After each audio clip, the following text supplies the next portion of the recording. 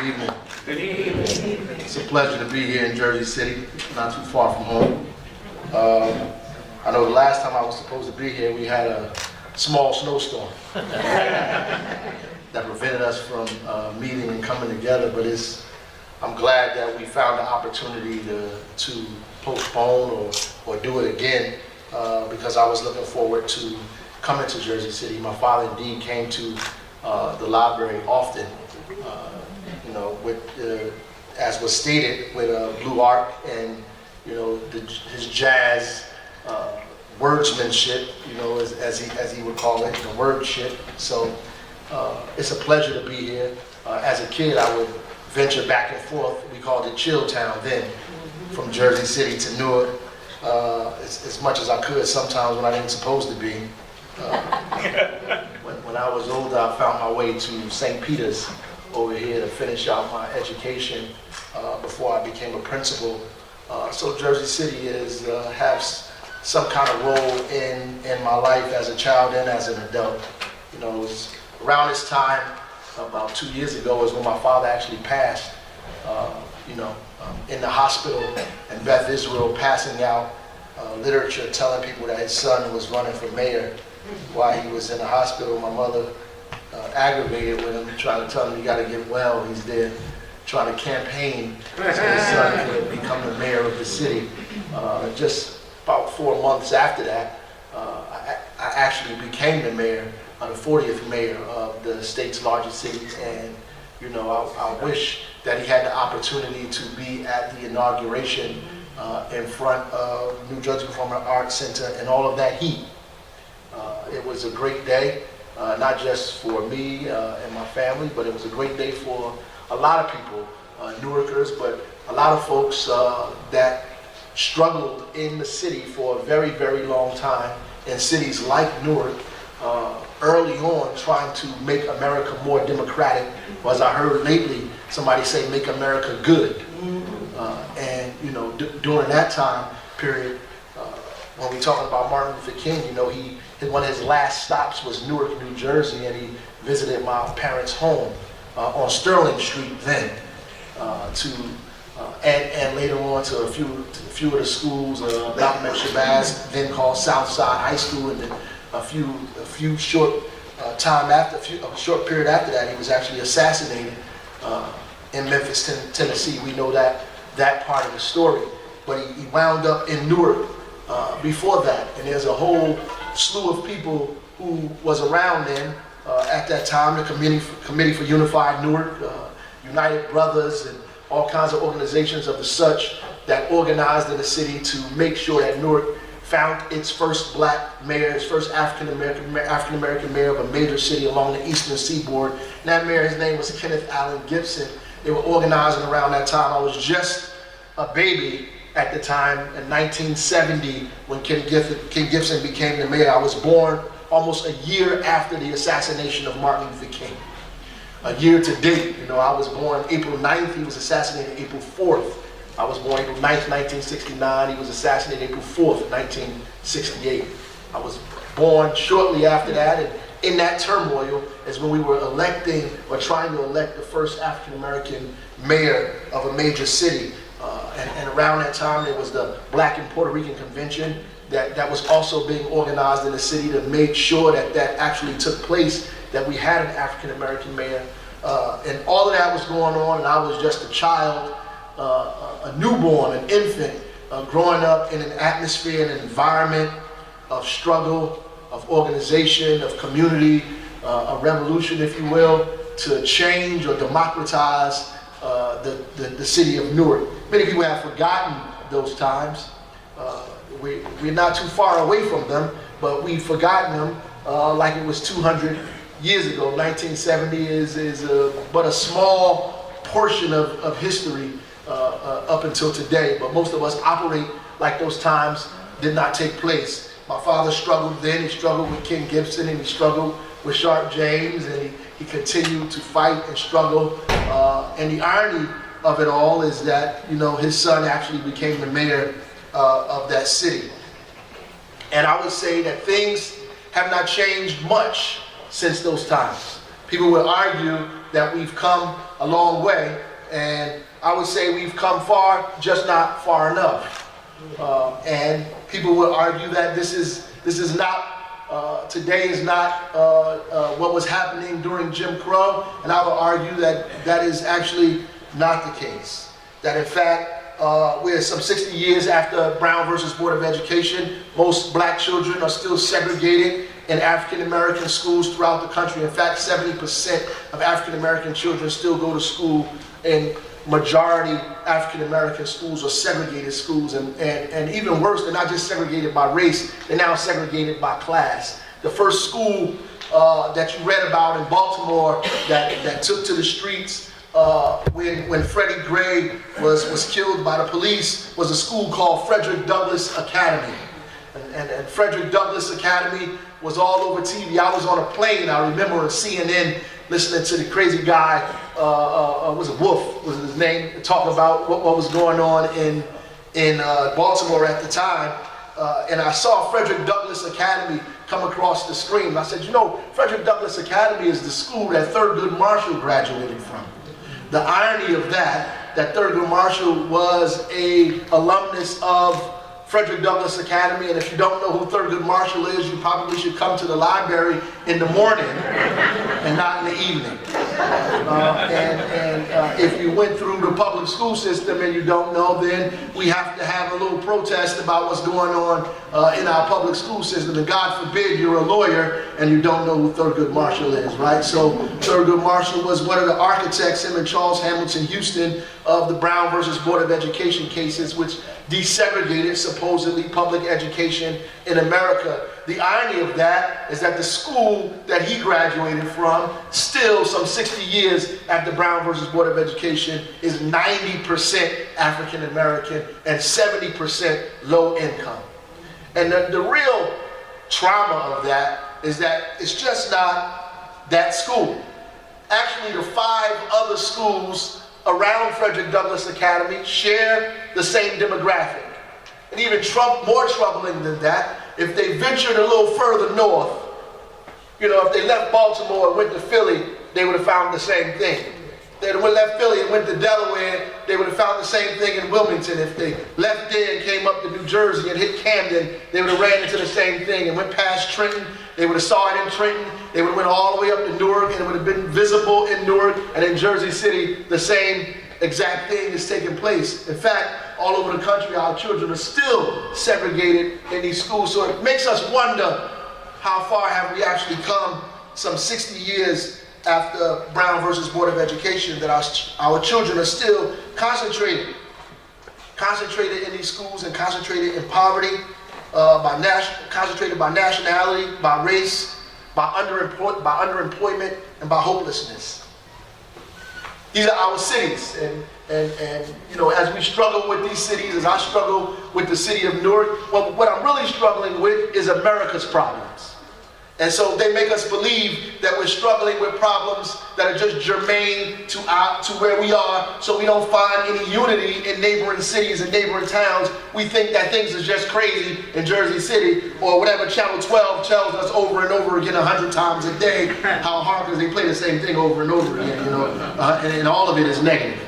Right. 100 times a day, we don't find any unity in our struggle. So we believe that the problems that exist in Jersey City are Jersey City's problems, or the problems that exist in Newark are Newark's problems. We don't understand that the problems in Jersey City and the problems in Newark and the problems in Camden and the problems in Trenton are America's problems. These are America's problems that are happening nationally, that we have been given the charge over, trying to overcome or break up here with the small amount of resources that we have, with a little bit of resources that we have over and over and over again. And so we've been witnessing in America about 40% of our children grow up in poverty. And so in Newark, 33% of the children grew up in poverty. So we close to that. We've been witnessing double-digit unemployment for the last 50 years. The unemployment rate in Newark has went down slightly, but you know, the real unemployment is very large. And they just talked about a couple of days ago that real unemployment for African Americans lingers somewhere around 40 to 50%. real unemployment. Not those are the people who are not collecting unemployment, people who are not in the labor pool, people who are the age is there for a labor pool, they're able to get a job, but they do not have a job, they're not actively looking for a job. They are here in these communities, wandering around in these neighborhoods, hopeless, looking for employment. And in Newark, there are about 4,000 kids who are not attached to the public school system. That means that they are not in school at all. So the whole argument about public versus charter, we're talking about kids that are at least in the classroom. And the research says, even if you sit in the classroom in a school that's not working, that you're better off than not being in a school at all. So we are arguing about kids who are in the class when there's 4,000 kids in Newark who've never been in the classroom, who are not in the classroom today, who are wandering around our neighborhoods and standing on our blocks and our corners. And I would have bet you everything I had in my pocket that it resembled the same thing in Jersey City. Yeah. That these things are the same way. And then they want us to believe that there's a crisis in American education. And I tell everybody, everywhere I go, I'm supposed to speak at the Black Alliance for Educational Options, and I plan to tell them that there is no crisis in American education, that in fact, more Americans graduate from high school and college now than any point in the history of this country. In fact, more black people graduate from college now than any point in this history. The only crisis in education is the crisis in our neighborhoods. There's a crisis in my neighborhood. There's no crisis in public education. There's a crisis of poverty. There's a crisis of unemployment. There's a crisis of racism. There's a crisis of concentration of these things in my community where I live. And instead of dealing with the problems that actually cause the stress in our school system, that cause the problems in our school system, we blame it on the school, we blame it on the teacher, we blame it on everyone else, and we say we need to fix the school system, but nobody says we need to fix poverty. Say we need to fix the classroom, but nobody says we need to fix the isolation and hopelessness and segregation of whole classes of people. Nobody talks about those things because it's easy to say school is the problem, because it's more difficult to say that wealth is concentrated in very few people's hands, and the majority of the people in this community have no access to jobs, no access to wealth, no access to real employment. In fact, 1 out of 4 of our children or our families are food insecure in the city of Newark, and that resembles the national outlook as well. So I don't get embarrassed when people talk about the data or the statistics in Newark, because to me it resembles the rest of the country. In fact, I think it's my job as the Chief Executive Officer to say as much as I can about the demographic of my community or how it looks, to make a clarion call so the rocks don't have to cry out. So I have to say what is actually going on in my neighborhood, in my community, because America needs to know what's happening in these cities. America needs to know what's happening in these communities, even after the so-called civil rights movement. At the end of King's life, he was in despair that the same people who marched with him in Mississippi did not follow him to Chicago. That the same folks who was opposed to racist violence of Wallace in the South was not opposed to the violence of joblessness in Detroit. The same folks who risked their lives to make sure that you could eat in certain lunch counters refused to go to Memphis to make sure sanitation workers ain't earned a living wage so they actually eat in the very lunch counters that they couldn't go into before. He was a bit distraught by the fact that people were willing to fight for social justice or social democracy, but did not want to fight for economic democracy in America. So he began to talk about two Americas. In fact, he gave a speech at Stanford University that you should check out. I know all of us think that the only speech King made was at the March on Washington in 1963. In fact, that's what we've taught about, we learned about most of our lives. In fact, we only know one part of that speech, the part of it that says, "I have a dream." I would bet if I went around, people would only know that part of the speech, but he talked about a contract, a check that wasn't cashed, right? Insufficient funds, democracy that didn't make its way to all Americans. But he talked about two Americas at Stanford University. It's one of my favorite speeches that he gave. He said one America was a prosperous America that blanketed the citizens and kept the chill of poverty and indifference off of their backs. And the other America left the folks to grow up in the elements, to suffer, the cold, the blizzard, the heat on their body, that were not protected by this democracy, that did not have an economic contract with this country. And that is the America we still live in today.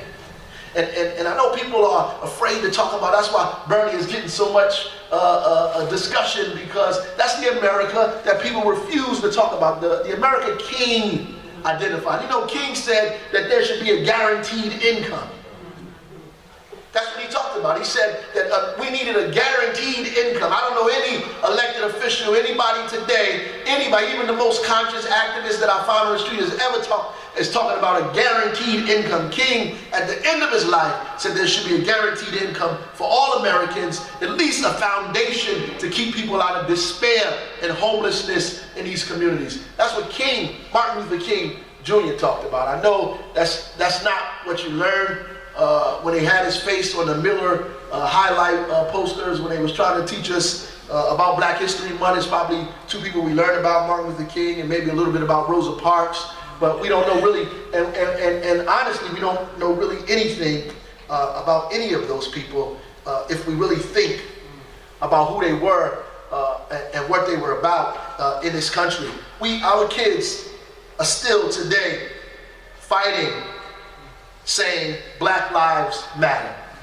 And why I find that disturbing is because in the Dred Scott case, it said that, when the slave tried to sue for his freedom, the Supreme Court of the United States, the highest court of the land, said that Black people were actually property and that we had no rights that they were bound to respect, and that property couldn't sue its master, right? So your cow can't sue you, your chair, your house can't take you to court because it's your property, right? And so that's what the basis of Dred Scott was. And so when kids are saying Black Lives Matter, what they're saying is that I am a human being, and still in this century, in this present day, our young people still have to declare that they have humanity like other Americans, that they indeed are not animals, that they indeed are not property, but that they are human beings here in America and deserve to be treated as human beings and deserve to have all of the rights that come with not just being a human being, but being a citizen of the United States. And we're still having these struggles and still having these fights. And I just want to say we've been a little too quiet. And I thank God for those kids in the Black Lives Matter movement. As a matter of fact, when anytime I get interviewed and I'm on TV, I get a chance to say something, I say, thank God for democracy. Isn't democracy great?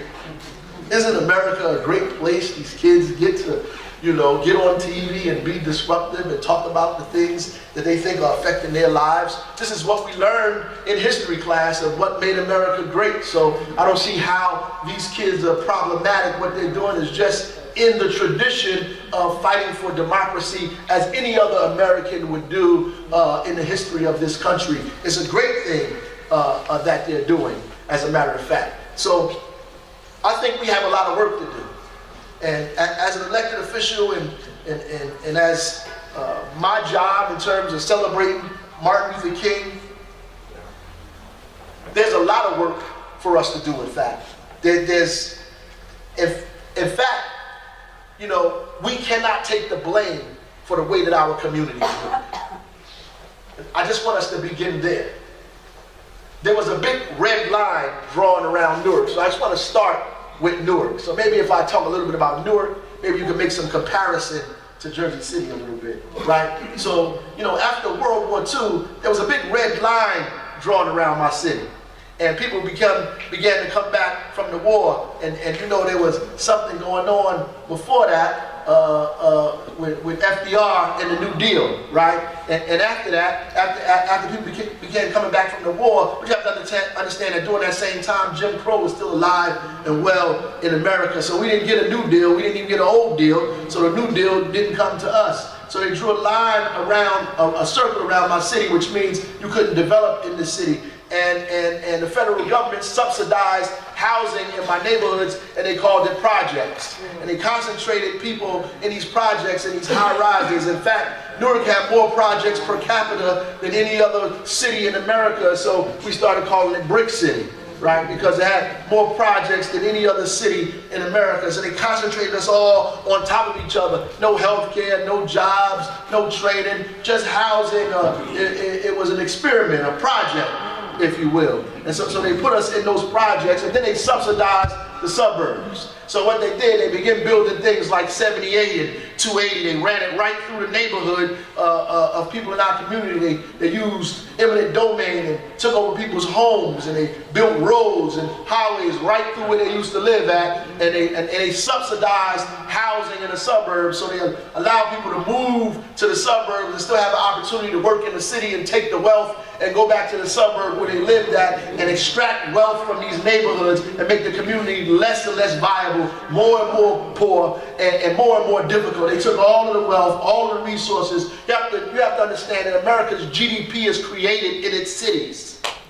It's created in its cities. So they took the wealth out of the cities and moved to the suburbs and blamed you for not having the resources to pull yourself up by your own bootstraps. So then they drew a red line around that community and banks refused to develop in there, refused to invest, refused to grow those communities, refused to bring jobs in those neighborhoods, and introduced heroin into those communities. So heroin and dope plagued our streets and our communities in a time when we were deeply poor and deeply in poverty, in a sense of hopelessness, when all of America outside of us was beginning to benefit from FDR's program, from WPA projects, from hiring the chronically unemployed, the highly unskilled. They were finding them jobs. And the excuse we use today is we can't find people jobs because they don't have any skills. Well, FDR created programs where you didn't even need no skills. They made sure you had a job and gave you income. That's what people could say. I lived in Newark.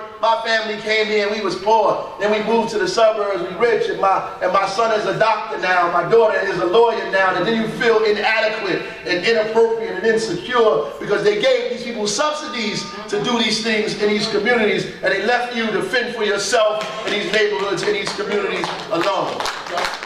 That is a fact.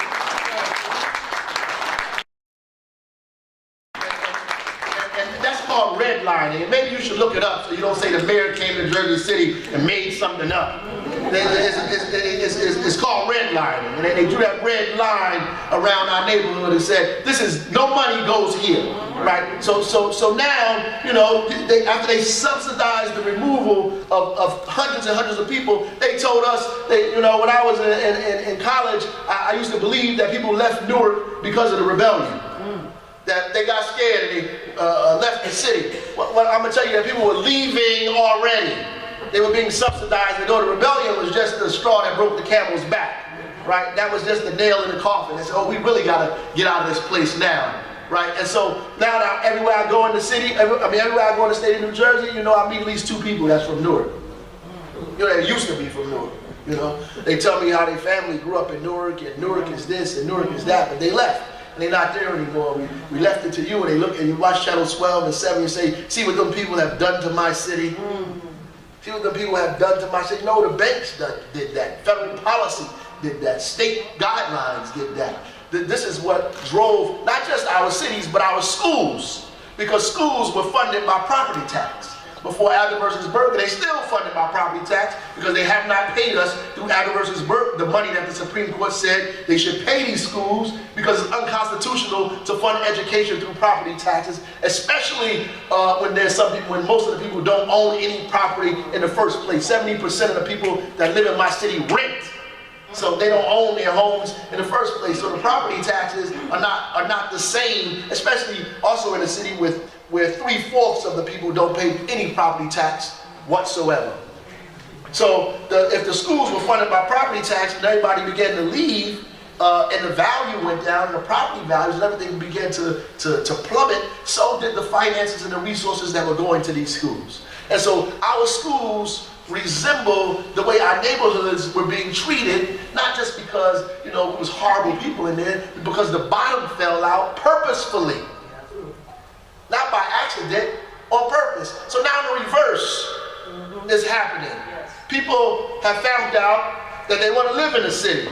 They call these people the millennials. They want to move to these cities. They, you know, and it's good and bad. So they want to move and they want to grow in these communities, in these cities. And so they took the, you know, they took the red line off of it a little bit, right? They spread it this way. So they allowed the development to take place in certain parts of the city, but there are parts of my city that the same building have been abandoned since I was 4. So they allow development in certain parts of the town, but other parts of the town don't enjoy that same level of development. So we have to actively try to create policy locally and encourage people to come and develop in the neighborhoods where people actually live every single day. Or the only part of your community that will be developed is the part of the community where you don't frequent much. And this is what's happening. This is not a Newark problem, by the way. This is not a Jersey City problem either, by the way. It is an American problem. And it's time for us to begin to see our problems in its national scope so we can understand that this is not happening because of a few incompetent leaders. They make us believe that, and then we change leaders every 5 minutes.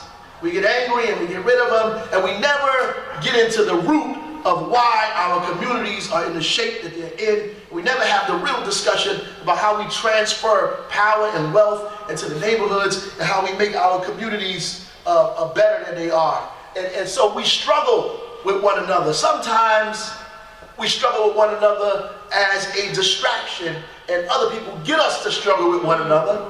They get us to struggle with one another. Meanwhile, they continue to make profit off our demise.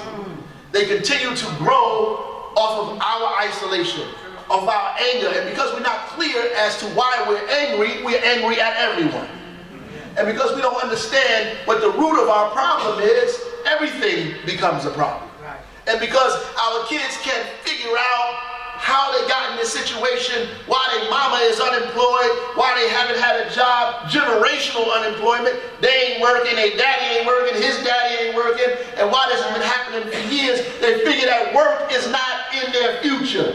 And so the only work that they know is the underground work on the street that goes on. And you want to know why the murder and the killing is going on in your community, because there's no tort law, no court in the street. When people when corporations owe each other money, they sue each other and take them to the street. What they do to us is we out in the street shooting each other with guns from countries that we never even visited.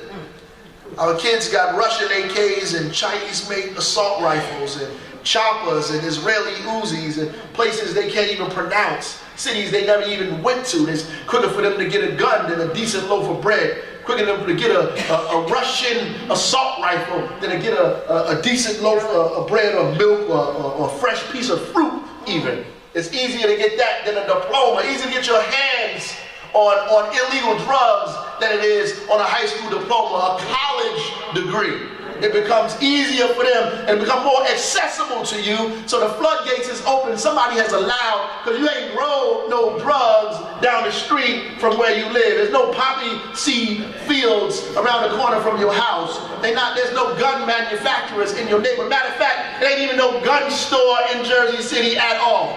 There's no gun stores in Newark. There's no swap meets. I can't buy assault rifles from the corner store. Hell, we ain't even got a Walmart. I can't go to the Walmart and buy a shotgun. I know where the hell is the shotguns coming from? How they get the shotguns, the assault rifles, the 9mm, the Russian AK? Somebody opened up the floodgates and allowed them in our communities and our neighborhoods, and our kids get access to them like so many pieces of candy or so many pieces of lint in their pocket. And there's no real outrage, no real discussion about any of that. Or we discuss other things.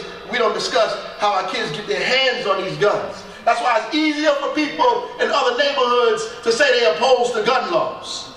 It's easier for people people in other communities to say we support the NRA because, you know, we want to purchase assault rifles. The assault rifles killing us. Ain't nobody in our community hunting deer with assault rifles.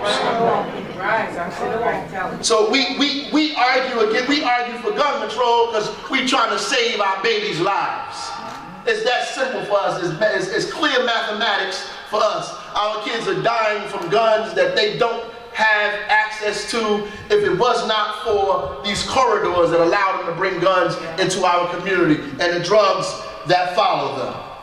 They've built an entire underground of drug activity. You can't tell me that the greatest, most powerful country on this planet can't curb drugs from coming into this place. If you can fly all over the world and kill people that are hiding in bunkers 30 feet under the ground that you can't see with planes that can, you know, look under the ground, bunker buster bombs. You mean to tell me you can't see guys on the corner selling drugs or drugs coming up and down the highway, dumping off in our community? I don't believe it. I never believed it.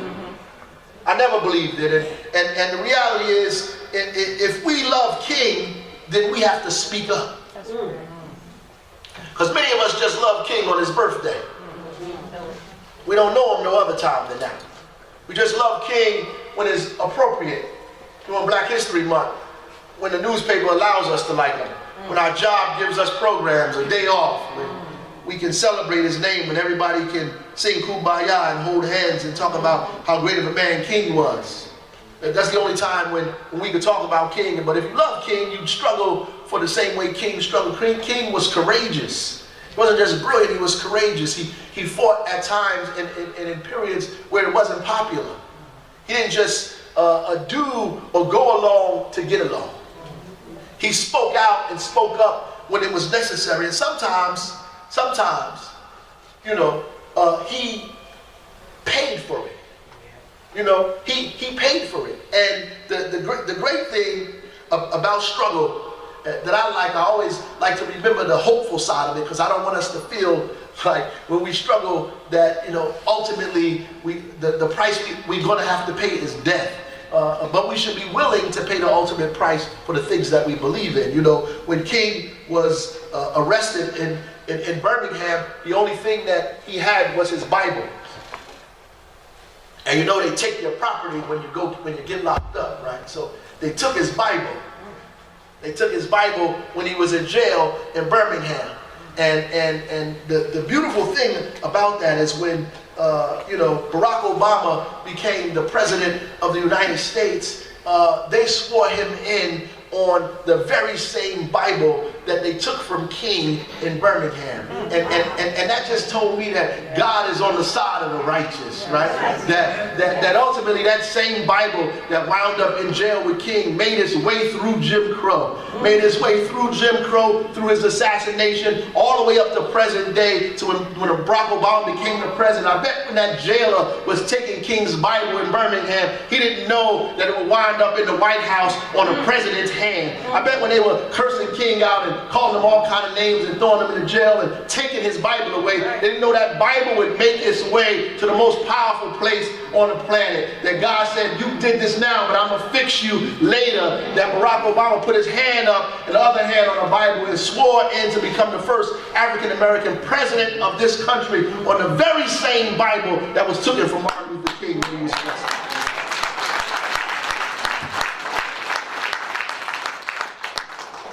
So I don't want to keep you here all night. So, you know, I get a little passionate when I'm talking about this, because every day I have to struggle with these issues. I like your father. Every day I have to struggle with these ideas. Every day. And I have to explain to people, you know, sometimes, you know, and it takes me so much not to get really angry sometimes. Explain to people why we are in the conditions that we are in.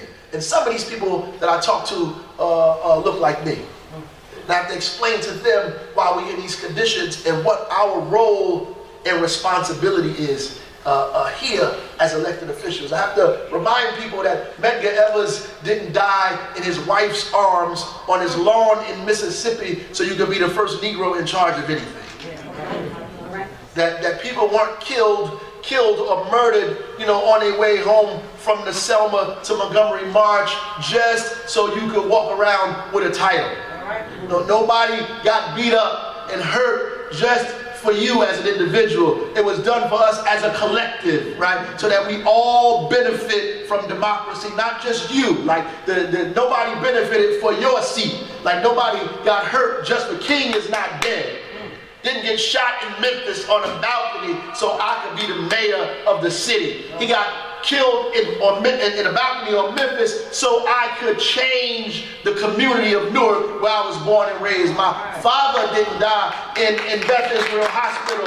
He didn't walk, he didn't get beat in the head during the Newark Rebellion simply so I could sit next to people who didn't allow me to sit next to them 25 years ago. If I'm sitting in a seat, they need to know I'm there. When I walk in a room, they need to feel my presence. When I open my mouth, somebody needs to move, something needs to shake. People need to feel who I am and why I'm there. They need to understand my history, my pain. When they look in my eyes, they need to know that we are here, we have come, and something is about to be different that didn't happen before I got to this place. So if you walk in the room and things are still the same, if nobody ain't a little uneasy, if they're not just a little afraid, if they're not talking about you enough, then you're not doing as much as you should possibly do. I like when people get afraid. I like when they start chitter-chattering and they shake it a little bit or they spread gossip or rumor, because it means that I'm doing what I'm supposed to do. That I'm doing what my father put me here to do. This is what this means. And I didn't get this seat, because of my resume. I know many of us believe that, and it's okay. Our children believe that. They believe, hey, you just got a great resume, and we teach our children that. Work hard, build up your resume, you get a good job. I just remember that there was a time when they wouldn't even read my resume. So I work hard, I get a good resume, but I remember in my mind who I am and where I came from. That way I stay attached to the struggle, to people, to community, so I understand that when I benefit, everybody else that came behind me should benefit as well. There was no New Deal for us. No work projects administration for us. No Marshall Plan. They redeveloped Europe and gave them $13 billion, which was equivalent to $130 billion today, to build schools and roads and develop the economic system after the war. We've been in a war since we got here. Nobody gave us nothing. We didn't get any deal, no New Deal, no urban, no Marshall Plan, no nothing. It's time today that we ask in this presidential election for an urban Marshall Plan.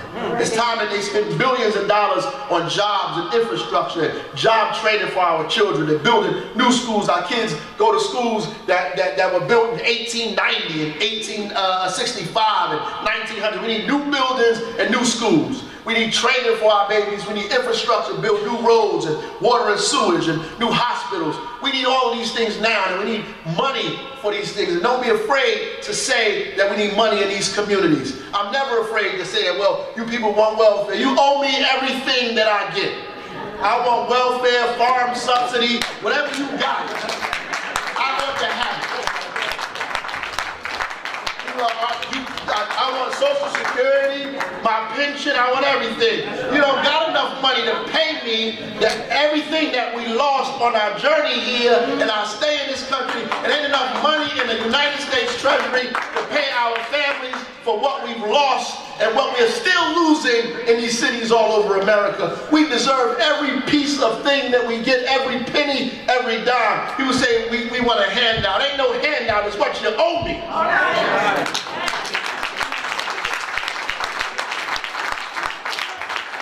I'm not ashamed to say any of that. You got your hand out. You're right, I got my hand out. Right? When you go to the store and you pay for something, you put your hand out so they can give you what they owe you. My hand is out. In fact, both of my hands is out because you can't give me enough in one hand, right? I need them both. And that's what we need to be demanding.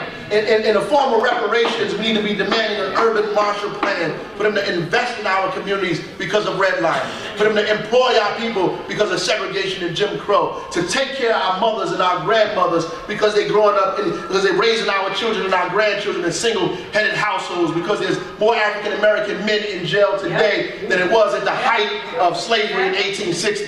There's more African American men in jail today than it was in apartheid South Africa at its height. You owe me everything I get. And that's what we have to be saying. And we cannot be afraid to say these things, especially as they attack our Voting Rights Act, as they attack the housing, as they attack women's rights and equal pay for equal work. As they attack all of these things, we can't afford to be quiet anymore. I know it's easy to be quiet. I know it's easy. Mind your business, be quiet, shut up, just go along to get along and go to the church, pay your tithes, go home and just be quiet. It's easy to do that. I know it because I'm in a profession where people tell me to do it all the time. You shouldn't be talking about that stuff, man. You know you can get reelected without talking about that because poverty was there before you and it's going to be there after you. They was killing people before you became the mayor, and those Negroes gonna kill people when you leave. The education system was terrible before you became the mayor, and when you leave, it's gonna be just the same. You know you can't fix all of these problems in the period of time that you're gonna be the mayor. Why worry yourself to death to do this? You're not gonna do anything but create enemies for yourself and make it more difficult for you to get elected. Who cares? Who cares? Nobody died for me just to be the longest serving mayor of the city of Newark. If God says I can't be the mayor tomorrow, then so be it, I can't be. That's right. The reality is we have a job to do and we ought to fix the problems that we can fix and do what we can do while we have the opportunity to do so. There's a story that I love in the Bible that I've been talking about for the last few months about a man named Daniel. And most people, they don't know anything about Daniel except that he fasted. If you go on the internet, that's what they have on there, the Daniel fast. Everybody was doing the Daniel fast. They fasted because, that's what Daniel did. But no one knows why Daniel fasted in the first place. There's no discussion about why Daniel was fasting, The king offered Daniel something, And Daniel refused to eat the king's meat. That's right. And so he had to create his own diet. And come to find out, his diet made him stronger than the king's diet. But the other folks wouldn't know that because they were so busy eating the king's meat. And it's so deep to me that we love the king's meat and we don't do what we're supposed to do in the eyes of God. We do what we're supposed to do in the eyes of the king, right? So and the only way that the king can feed you is if he knows what you desire. And they know what you desire because they refused you from having it all of this time. They wouldn't give you position. They wouldn't give you notoriety. They wouldn't give you money. They wouldn't give you fame. They wouldn't allow you in places, so now you can come in. Now you get a little dollars. Now they give you position. Now your name is in the paper. Now they give you notoriety. And so the king's meat looks more inviting than the stuff that the people are eating every single day. So you like the king's meat, and so you grow up on a diet of the king's meat. And then you feed your children the very meat that the king fed you. And then you wonder why your children have no respect for you because the king's meat is designed that you worship the king and not you. And so your kids worship the king before they worship you. Your kids are praising other people before they praise you. They don't look to you, they disrespect their own mothers and fathers because their mother and father can't feed them. Their mother and father didn't to create a diet for them. In fact, the king did that. Not you. Not only should we not eat the king's meat, we need to create our own stores so we can sell the stuff that we want to create in the first place. Go any further, we need to be able to grow and develop the food that we sell in the stores that we own and begin to create the diet that cooks the food that we eat off of and feed our people off of that food and feed our babies off of that food so they don't have to rely on the king at all. And when we become independent enough, we don't have to rely on the king, then we can say what we want to say, we can can do what we want to do. We can walk where we want to walk. We can go where we want to go, and we won't have to be afraid. That's what free people looks like. He was laying out a methodology of how you become free. And we didn't want to be free. We just wanted to eat the king's meat. Freedom is too hard. It's easy to sit down and let the king cook the food for you. Go to the store and get it for you. Put it in the pot and stir it up for you. And then give you, portion it off to you to let you eat what you can eat. And then he take the most of it for himself. And it tastes good too. Yeah, it tastes real good. And you sitting there looking at your folks out there. I said, I don't know why you're not eating this. This is really, really good. You need to come in here and eat this. If you eat this, you won't have to worry about nothing. You don't have to worry about another election. You don't have to worry about anything. Just come join me and the king will take care of you, take care of your son, your grandson, and everybody around you. And the rest of the people, they just ignorant because they don't want to come over here. They jealous of you. And what you should do is separate yourself from those people because they don't know no better. If they knew any better, they wouldn't be over there starving, right? They must be ignorant because they would rather sit out there and starve than eat the king's meat. And that's the logic that they give us.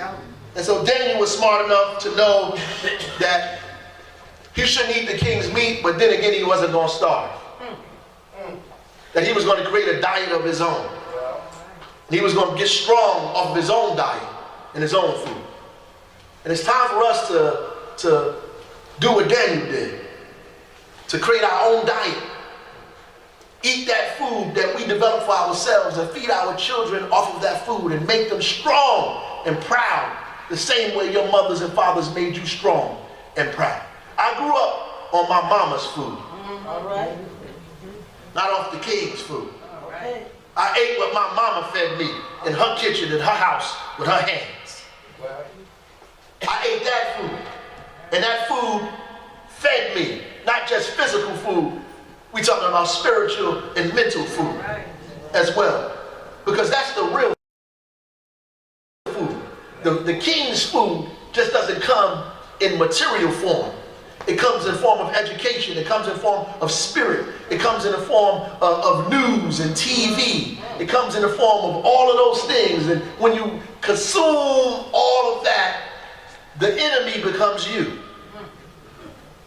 And you grow up on a diet of self-hatred. You grow up on a diet of self-hatred. And everybody you see that looks like you becomes your enemy. That's right. Because they fed you as a baby. They nurtured you off of that diet. But that's not the diet I had. I am so grateful to God that I had not grown up off of that kind of diet. The food I ate was self-love. All right, my brother. Self-empowerment. That's the food I ate. The do-for-self food, right? The food of freedom, justice, and equality. The food that said that if there's no justice for me, there's no justice for no one. The food that said if there's no justice, there's no peace, there's no genuine happiness, there's no justice. That's the food that I ate. I grew up off of food that said that all of us should have a right to democracy, that we have a right to decent health care, that we have a right to quality food, that we have a right to employment and a living wage, that we have a right to live and not die, that we have a right to walk this community and not be gunned down in our back or choked for selling cigarettes or murdered in a car for playing our music too loud or shot in front of community centers because we playing with toy guns. I grew up over that kind of food, the kind of food that said if I live in the city and I'm the majority, the elected officials ought to represent the majority of the people in the city. That's what I grew up over that food that said the police force should look like the people that lived in the community. I grew up the food, that kind of food that said that I don't support people who don't support me. That I don't follow people just because they pay me, just because they give me compliments, just because they let me in their house, just because they let me sit at their table. I don't follow people simply because they're in charge. I grew up with food that said I have no master but one.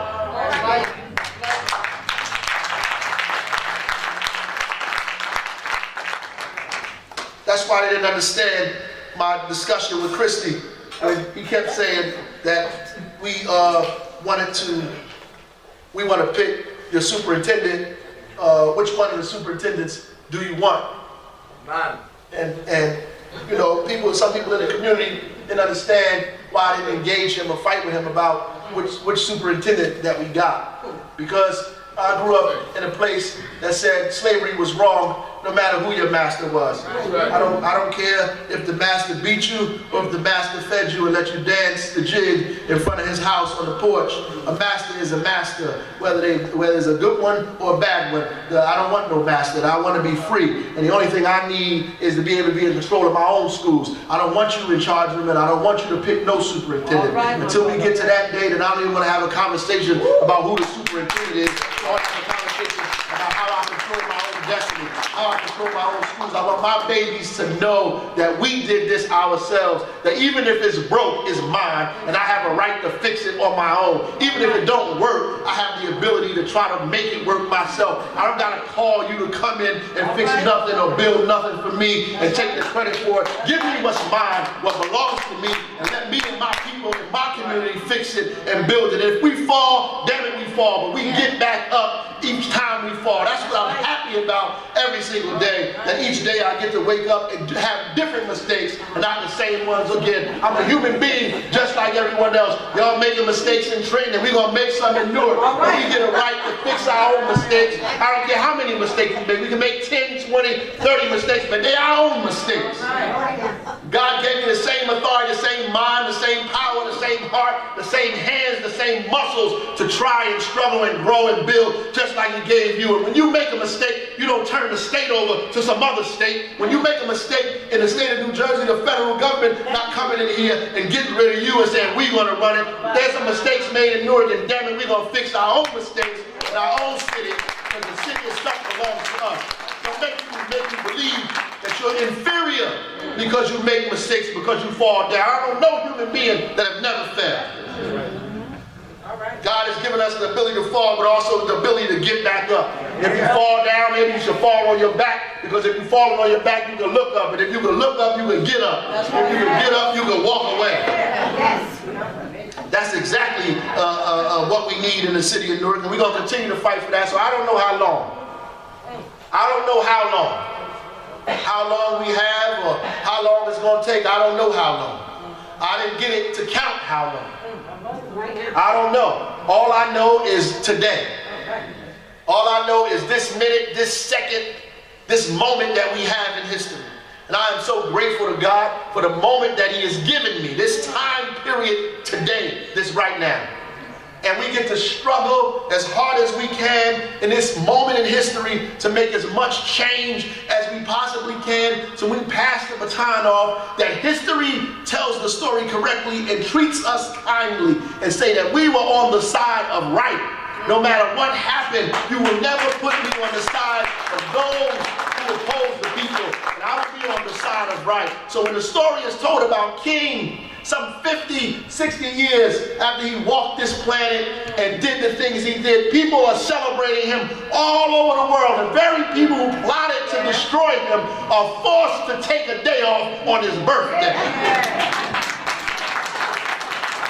The same people that talked about him have to keep their kids home from school on a day and say, why we gotta stay home today, Daddy? Because it's Martin Luther King's birthday. That's why we gotta stay home today. The very same folks that just try to defile his name have to celebrate and bow down to King. And if there's any proof that there's a righteous being, a higher power, is the proof that I have to see in people's faces in that school when they can't come to work that day when I was a principal because it was Martin Luther King's birthday. And I can look them in their face and say, Happy Black History Month, Happy Martin Luther King's birthday. I'm going to go home and celebrate Martin Luther King. And when we come to school on Monday, I'm going to play Letter from a Birmingham Jail on a loudspeaker so every kid in this building can know why they got a day off from school. And all of you teachers in this building will also know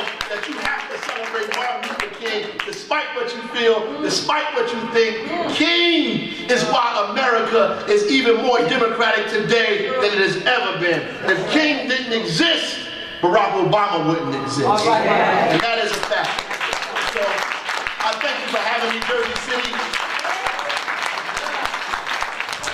I thank you for allowing me to come here and talk to y'all this evening.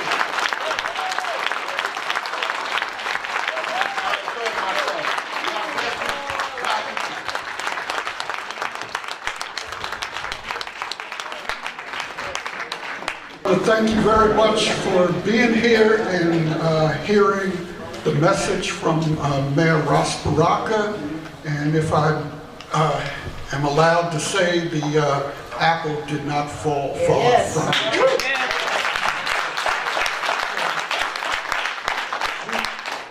We have a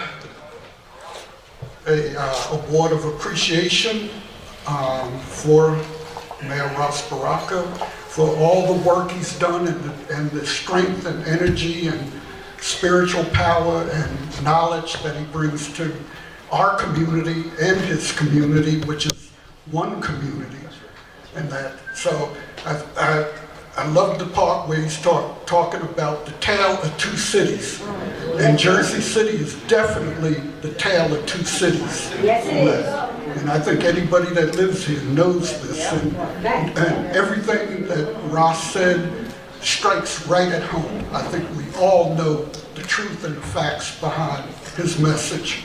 And that. So with that, I want to present this Martin Luther King Jr. Community Service Award 2016, presented to Mayor Ross Baraka for your distinguished and outstanding contributions to the public service, activism, and social justice, presented by the Community Awareness Series of the Jersey City Free Public Library.